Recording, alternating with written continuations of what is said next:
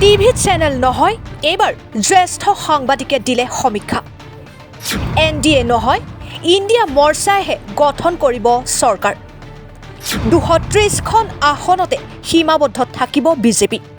3 শতাধিক আসন লাভ কৰিব ইণ্ডিয়া মিত্ৰজোঁটে। কোনে দিলে এই সমীক্ষা?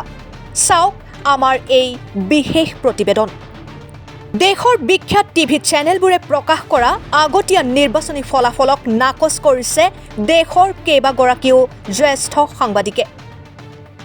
ভোটগ্ৰহণ অন্ত পৰাৰ পিছতে টিভি চেনেল আৰু কেইবাটাও ব্যক্তিগত সংস্থাই প্ৰকাশ কৰা সমীক্ষাক লৈ দেশজুৰি সৃষ্টি হোৱা বিতৰ্ক অব্যাহত আছে।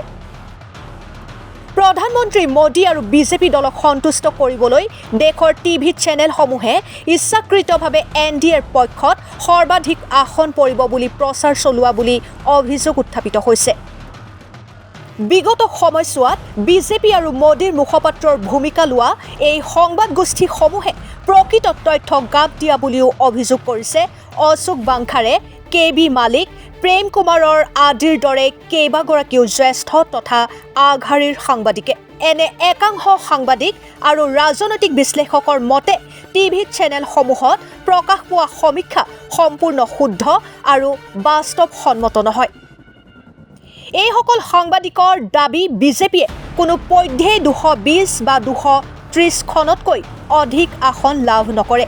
বিশেষকৈ উত্তৰ প্ৰদেশ, মহাৰাষ্ট্ৰ আদিৰ দৰে ৰাজ্যত এইবাৰ বিজেপিৰ স্থিতি থৰক বৰক হৈ পৰিছে। তদুপৰি দক্ষিণ ভাৰতৰ অন্যতম ৰাজ্য কেৰালা, তামিলনাডু, কৰ্ণাটক আদিৰ ৰাজ্যত বিশেষ অগ্ৰগতি লাভ কৰা নাই বিজেপিয়ে।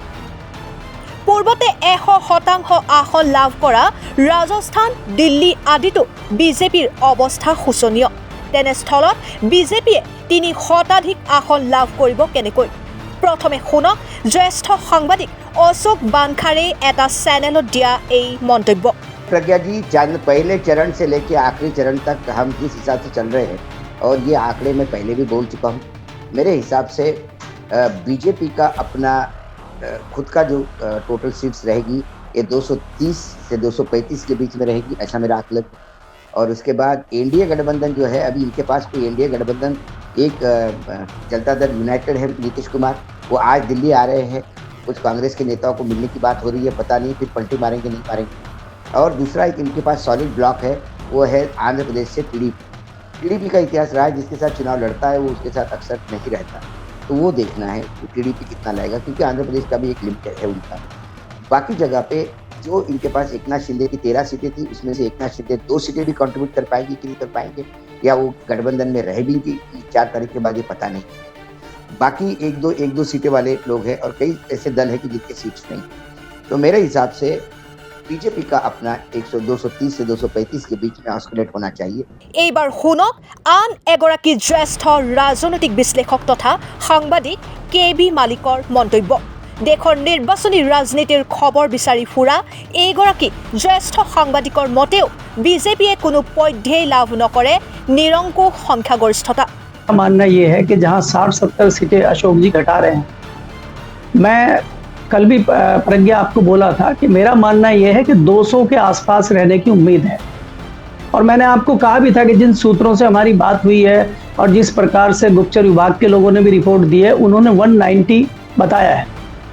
तो उसमें 10-5 सीटें ऊपर नीचे होना बड़ी बात है। आसपास रहेंगे तब तो सरकार बनाना मुश्किल हो जाएगा। सरकार बनाना मुश्किल 250 पे भी होगा, भले ही अशोक जी कुछ भी कहें।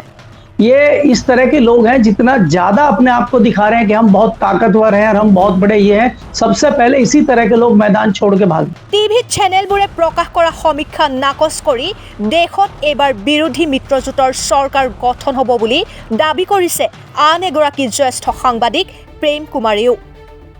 শুনক এইগৰাকী বিখ্যাত সাংবাদিকৰ মন্তব্য। आंकड़े तो हम दे चुके हैं कई बार, और वो लगभग वही बात है कि 204 का आंकड़ा हम एनडीए के लिए देते हैं और 307 का इंडिया के लिए।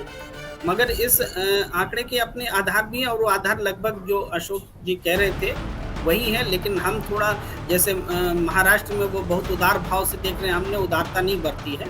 हमने पूरे जो एक्सपेक्टेशन है उसको रखा है कि नहीं 30 सीट आएगी इंडिया को तो आएगी, इस तरीके से रखा है, तभी ये 300 फिगर पहुंचता है। अगर उतनी उदारता रखी नहीं तो फिर नीचे जाएगी। ये है अब है कि हमारे उदारता बरतने या निर्मम होने से तो कोई परिणाम बदलने वाले नहीं है, जो होना है वही होना है। तो जनता जो है एक रूट तय कर लेती है करना क्या है, और हम जिसको जनादेश बोलते हैं, और जनादेश सत्ता को उखाड़ने का है, ऐसा साफ साफ महसूस। নিৰ্বাচনী ফলাফল কি হ'ব সেয়া পিছৰ কথা, কিন্তু টিভি চেনেলত প্ৰকাশিত সমীক্ষাক লৈ জ্যেষ্ঠ সাংবাদিকসকল এনেদৰে দুই মেৰু বিভক্ত হৈ পৰা ঘটনাই ভোট গণনাৰ পূৰ্বে দেশৰ ৰাজনীতিত বিশেষ তাৎপৰ্য বহন কৰিছে। News desk report NV live.